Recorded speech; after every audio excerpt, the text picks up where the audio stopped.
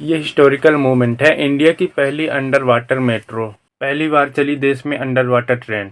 यह कोलकाता से हुबली रिवर के नीचे से होती हुई हावड़ा पहुंची। हावड़ा मेट्रो स्टेशन जमीन से 33 मीटर नीचे है। ये देश का सबसे गहरा मेट्रो स्टेशन है। इससे पहले दिल्ली में हौज खास था। यह जो ट्रेन ट्रैक है अंडर वाटर, यह 10.8 किलोमीटर लंबा है। इस टनल को बनने में 157 करोड़ पर किलोमीटर का खर्चा लगा। 1 मिनट में हाफ किलोमीटर दूरी तय करेगी ये ट्रेन। वैसे देश की पहली मेट्रो सर्विस 1984 में कोलकाता से शुरू हुई।